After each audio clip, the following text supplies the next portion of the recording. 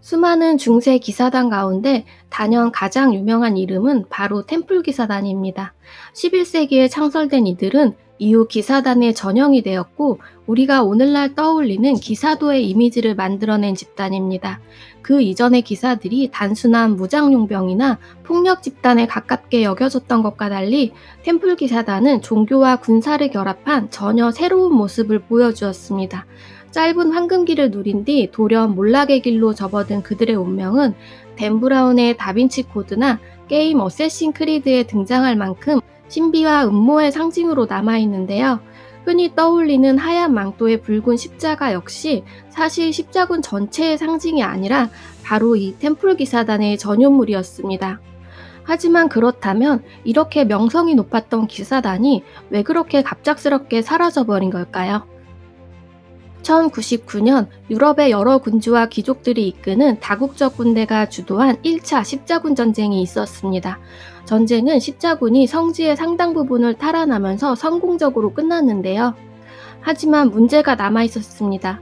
많은 십자군들이 종전 후 고국으로 귀환하면서 탈환한 성지들의 수비와 인근 지역에 대한 지배력을 강화할 병력이 부족했습니다. 성지 주변의 영토에는 여전히 무슬림 세력들이 남아 있었습니다. 성지를 방문하기 위해 여행길에 오른 순례자들은 이러한 무슬림 세력들의 쉬운 먹잇감이 되었습니다. 지중해에서 예루살렘으로 향하는 길목에서 순례자들 수백 명이 약탈당하고 죽는 일이 여러 차례 발생하자 이들을 보호해야 할 필요성 속에서 템플 기사단이 생겨났습니다. 이에 1119년 프랑스 출신 기사였던 위그드 파행을 그랜드마스터로 한 9명의 기사들을 중심으로 그리스도와 솔로몬 성전의 가난한 기사단이 창설되었습니다. 이들의 본부는 솔로몬 성전이 있던 터에 있었는데 여기서 성전기사단이라는 그들의 이름이 유래되었습니다. 기사단은 기부금으로 유지됐는데요. 초창기에는 한 마리의 말을 2명의 기사가 함께 타야 할 정도로 가난해서 이런 빈곤함을 강조하기 위해 이 모습이 기사단의 문장이 되었습니다. 하지만 1129년 1월 교황이 공식적으로 이들을 인정하면서 최초로 공식 승인을 받은 군사기사단이 되었습니다. 이와 함께 기사단은 특별한 권한들을 부여받았는데요. 템플 기사단은 세금과 11조 의무에서 면제됐고 국경을 마음대로 넘나들 수 있었습니다. 이 중 가장 막대한 특권은 바로 교황 직속권이었는데요. 영주나 왕, 주교의 통제를 받지 않고 오직 교황에게만 복종하는 것이었습니다. 독립성을 보장하기 위한 이 특권은 점차 템플 기사단이 국가보다 강력한 권력을 가진 초국가적 조직이 되는 발판이 되었습니다. 교황의 승인이 있은 후 템플 기사단은 유럽 기독교 세계에서 선호하는 자선단체가 되었습니다. 왕부터 평민들까지 사후세계 보장과 명성, 신앙심으로 기사단에 기부하기 시작하면서 기사단은 금세 부유해지기 시작했습니다. 후원은 여러 형태로 이루어졌는데 영지와 특권, 말, 무기, 식량 등이 일반적이었습니다. 기사단은 스페인, 프랑스, 영국을 포함한 유럽 전역의 영토를 소유하게 되면서 기사단의 번영기에는 약 9,000개의 영지를 소유하고 있었습니다. 물론 이들의 주된 임무는 군사였습니다. 곳곳에 성과 요새를 건설해 수비대를 배치하고 십자군 전쟁에 참가하여 가장 최전선에서 돌격하는 역할을 맡았습니다. 12세기에 성지를 순례한 한 사람은 성전기사단이 들판에 있는 모습을 다음과 같이 묘사했습니다. 그들의 흑백 깃발은 전투에 앞서 나갑니다. 그들은 소리를 내지 않고 전투에 나섭니다. 그들은 가장 먼저 교전을 원하며 다른 이들보다 더 강렬합니다. 전진을 알리는 나팔 소리가 울릴 때 그들은 다윗의 시편을 경건하게 부릅니다. 그들은 창을 움켜쥐고 적에게 돌격합니다. 그들은 한 몸처럼 적의 대열을 파괴하며 결코 굴복하지 않습니다. 적을 완전히 섬멸하거나 아니면 죽거나 둘 중 하나입니다. 전투에서 돌아올 때 그들은 나머지 무리 뒤에서 마지막 모든 사람들을 돌보고 보호합니다. 라고 묘사되었습니다. 템플 기사단은 2차 십자군 전쟁부터 본격적으로 참전했으며 레콩키스타 기간 동안 이베리아 반도에서도 이슬람 세력에 맞서 싸웠습니다. 이 공로로 아라곤, 카스티아, 포르투갈 등에서도 토지를 하사받았습니다. 템플 기사단은 대부분 방어적 전투를 하는 경우가 많았고 패배한 전투도 많았는데요. 하지만 그들의 명성을 더욱 드높인 전투가 있었습니다. 1117년 살라딘이 2만 6천 명 규모의 병력을 이끌고 예루살렘을 침공했습니다. 당시 예루살렘 왕은 나병으로 병확한 상태였습니다. 기습 공격한 살라딘군을 상대로 수백 명의 템플 기사단이 선봉에서 돌격하면서 적들을 대혼란에 빠뜨렸습니다. 살라딘은 간신히 탈출했지만 그의 군대는 거의 전멸 수준의 피해를 입으면서 템플 기사단의 용맹이 크게 부각되었습니다. 혹독한 훈련과 신앙에 대한 충성심으로 뭉친 이들은 곧 무슬림에게 공포의 대상이 되었습니다. 이들은 가장 먼저 공격하고 가장 늦게 후퇴했으며 십자군 전쟁에서 전사하면 천국에 간다는 믿음이 있었기 때문에 죽음을 두려워하지 않았습니다. 이들은 포로로 잡혔을 경우 몸값 지불이나 개종 회유도 거부했기 때문에 대부분 처형을 당했습니다. 적군 입장에서도 이들은 최정의 엘리트들이었기 때문에 풀어주기가 힘들었습니다. 이러한 관행은 장기적으로 기사단원들의 감소를 초래했는데요. 템플 기사단에서 실제 말을 타고 검을 휘두르는 전투 인원은 이외로 약 10% 정도만을 차지했습니다. 기사단 전성기에 총 인원이 약 15,000에서 2만 명이었다고 하는데 이 중 2,000명 정도가 전투기사였으며 그마저도 배치되어 바로 동원 가능한 병력은 약 4,500명 남짓이었을 걸로 추정됩니다. 1264년 사페드 포위전에서만 90명의 기사단원이 전사했고 80명이 포로로 잡혀 처형당했습니다. 또 1164년 하림 전투에선 67명의 템플 기사단 중 단 7명만이 살아남았고 1244년 라포르비 전투에서는 300명의 기사 중 33명만 살아남았습니다. 이들이 활동한 약 2세기 남짓한 기간 동안 거의 2만 명에 달하는 기사단원들이 전쟁에서 전사한 것으로 추산됩니다. 잦은 전투로 인한 높은 전사율과 쉽지 않은 입문 조건 때문에 신변 충원은 원활하지 않았고 대부분의 기사단원들은 행정직이나 관리직을 맡고 있었습니다. 템플 기사단의 전투기사로 입단하는 조건은 이미 기사 자격을 갖추고 있거나 그에 준하는 가문 출신이어야 했습니다. 말은 최소 3피를 소유해야 했고 자신이 사용할 무기와 장비를 갖추고 있어야 했으며 20살이 넘은 미혼 남성이어야 했습니다. 또 입단 시 청빈, 순결, 복종의 3가지 서약을 해야 했는데 여기에는 가족을 포함한 모든 여성과의 접촉 불가, 결혼 불가 조약이 있었습니다. 초기에 25개 조항이 있었던 기사단 규율은 시간이 지나면서 수백 개로 늘어났습니다. 혹독한 군사교육과 엄격하기로 유명한 수도회의 규율이 합쳐진 기사단의 행동강령 중에는 깃발이 내려지기 전까지는 결코 후퇴나 항복해서는 안 된다는 주요 규칙이 있었습니다.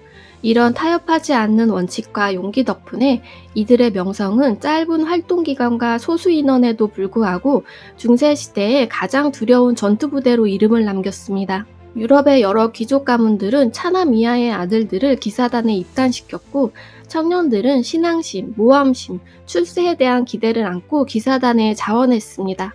이때 토지와 재산 등을 함께 기부하면서 기사단은 청빈 서약에도 불구하고 많은 재산을 얻게 되었습니다.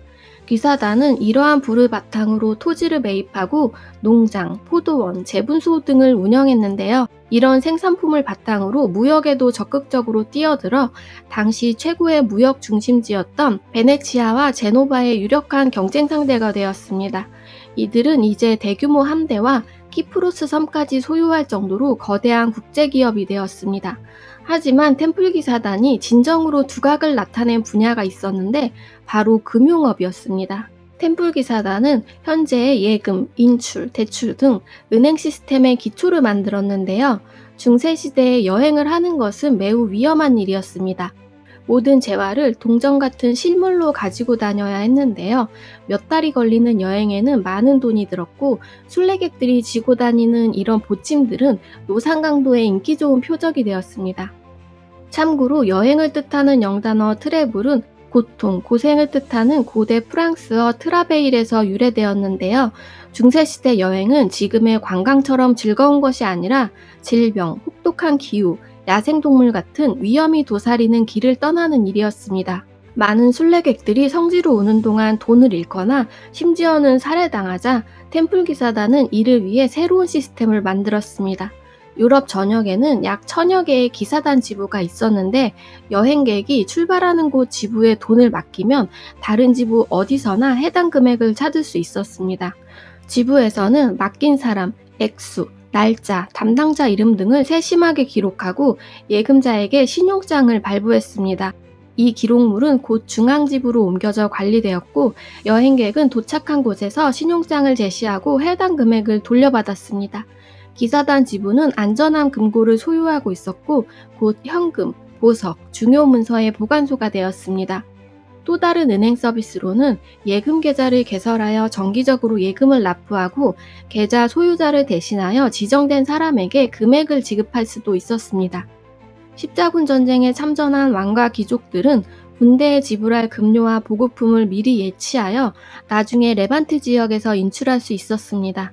기사단은 심지어 통치자들에게 대출까지 해주면서 교황과 왕들까지 이들의 재정 서비스에 크게 의존하며 국정을 운영했습니다. 하지만 이들의 몰락은 번영보다 빠르게 찾아왔는데요. 레반트 지역의 상황이 불리하게 돌아가기 시작했습니다. 예루살렘은 기독교와 무슬림 사이에 뺏고 뺏기기를 반복하다가 최종적으로 1244년 무슬림에게 약탈, 점령당했는데요. 1291년 템플기사단 최후의 성지였던 아크레마저 맘루크 왕조에게 함락당하면서 그들은 본부를 키프로스 섬으로 옮겨야만 했습니다. 당시 기사단장이었던 자크드 몰레는 예루살렘을 탈환하기 위해 유럽 기독교 국가들을 순회하며 십자군 전쟁의 열의를 북돋으려 노력했지만 서방의 군주들은 각자의 영토 분쟁에 몰두하느라 바빴습니다. 결국 그들의 도움 없이 소규모 약탈만을 자행할 수밖에 없었습니다. 더 이상 지켜야 할 성지가 없어지자 그들의 존재 이유가 희미해지기 시작했습니다. 그러자 기다렸다는 듯이 그들에 대한 비난의 목소리가 수면 위로 떠올랐습니다. 십자군 전쟁이 실패한 데에 대한 원인을 찾던 사람들은 템플 기사단을 희생양으로 삼았습니다. 청빈은 서약했지만 왕보다 부유하다는 점과 신앙의 이름으로 무력을 사용한다는 역설은 전부터 논란의 여지가 있어 왔습니다. 특히 프랑스 왕 필리프 4세는 기사단에 막대한 빚을 지고 있었고 기사단의 부유한 재산에 눈독 들이고 있었습니다. 또 그는 교황과도 권력 다툼 문제로 갈등 중이었는데요. 교황의 직속 까날이었던 기사단을 제거하여 교황의 세력 약화, 자신의 권력 집중, 비청산을 계획했습니다. 프랑스 왕 필리프 4세는 비밀리에 봉인된 문서를 미리 전국의 집행관에게 배포해두고 1307년 10월 13일 아침에 열어보도록 지시했는데요. 명령서에는 모든 기사단원들의 체포와 그들의 재산과 토지를 압수하라는 내용이 적혀 있었습니다. 이 대규모 체포 작전은 비밀리에 진행됐기 때문에 교황조차도 전혀 모르고 있었습니다. 동시다발적으로 수천 명의 기사단원들이 체포되었습니다. 그들에게 씌어진 혐의는 우상숭배, 동성애, 배교행위 등이었습니다. 바로 기사단의 입단 의식 과정에서 십자가의 침뱉기, 바포메트 숭배, 서로의 몸에 입맞추기 같은 행위들이 있었다는 건데요. 입문의식이 기사단 내에서 비밀리에 진행된다는 점이 이런 악의적인 의심의 기회를 주었습니다. 하지만 많은 기사단원들이 이를 인정했습니다. 바로 극심한 고문이 행해진 건데요.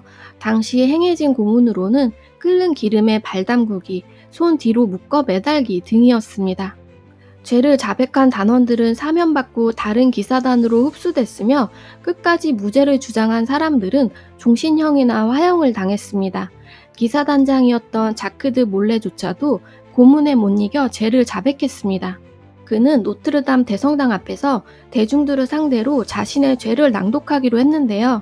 하지만 결정적 순간에 용기를 되찾고 기사단의 무죄를 주장했습니다. 그는 자신을 기다리는 운명을 알고 있었지만 운명을 공유하기로 선택한 다른 기사단원들과 함께 이단으로 간주되어 화형당했습니다. 이 용감한 죽음은 사람들에게 깊은 인상을 남겼고 그에 대한 전설이 생겨났는데요. 마지막 기사단장이었던 그는 죽으면서 교황과 왕에게 1년 안에 신의 심판대에 서게 될 것이다 라고 저주의 말을 남겼다고 하는데 이 일이 있은 지 몇 달 간격을 두고 교황과 왕은 사망했습니다. 기사단원들이 일시에 체포된 이 날을 계기로 서양권에서는 13일의 금요일을 불운한 날로 여기는 기원이 됐다고 합니다. 그 후 수년 동안 결론이 나 있는 종교 재판이 있었고 수백 건의 화형이 있었습니다. 필리포 4세는 교황에게도 기사단을 해체하라는 압력을 넣었습니다. 당시는 왕에 비해 교황의 세력이 약해져 있던 아비뇽 유수 기간이었는데요. 우유부단했던 교황 클레멘스 5세는 결국 왕의 압력에 못 이겨 1312년 3월 22일 비행공의회에서 성전기사단 해체를 선언했습니다. 하지만 포르투갈에서는 이를 거부하고 그리스도 기사단이라는 새로운 기사단을 만들어 템플 기사단원들을 보호하고 귀속시켰습니다. 기사단이 소유했던 막대한 자금은 다른 기사단이 인수하도록 했는데요. 하지만 재산의 대부분이 프랑스의 필리프 4세와 잉글랜드의 에드워드 2세의 수중에 들어갔을 것으로 추측되고 있습니다. 동시대부터 이미 템플 기사단은 신화와 전설이 되어 있었습니다. 대부분의 역사가들은 기사단이 700년 전에 완전히 해체되었다는 데 동의하지만 일부 사람들은 기사단이 지하로 숨어들어 오늘날까지 어떤 형태로든 존재하고 있다고 믿는데요. 일부 프리메이슨은 템플 기사단의 전통 일부를 받아들이면서 기사단이 수호하던 고대 종교의 지식을 전수받았다고 주장했습니다. 프리메이슨은 프랑스 혁명의 배후로 지목되기도 했는데요. 출처가 불분명한 한 기록에 따르면 프랑스 혁명 당시 루이 16세가 처형됐을 때 한 프리메이슨 신도가 왕의 피를 천에 적시고 자크 드 몰레, 당신의 복수를 이루었다 라고 외쳤다고 합니다. 템플 기사단의 신비스러움과 순교서사가 프리메이슨의 비밀스러움과 만나면서 시간이 지날수록 더욱 음모를 증폭시켰습니다. 중세시대에도 사람들은 템플 기사단을 성물을 보호하는 집단으로 인식했습니다. 실제로 기사단은 십자군 전쟁에 예수가 못 박혔던 십자가 조각을 가지고 참전했다고 합니다. 이런 전설이 쭉 이어지면서 현재까지도 성배 전설에는 항상 템플 기사단의 이름이 함께 거론되고 있습니다. 역사학자 에드워드 기번은 예루살렘의 가장 견고한 보루는 성요한 기사단과 템플 기사단 위에 세워졌습니다. 라고 말했습니다. 이들의 숭고한 희생정신을 본받아 오늘날까지 여러 비공식 템플 기사단이 기부나 후원 활동을 펼치고 있습니다.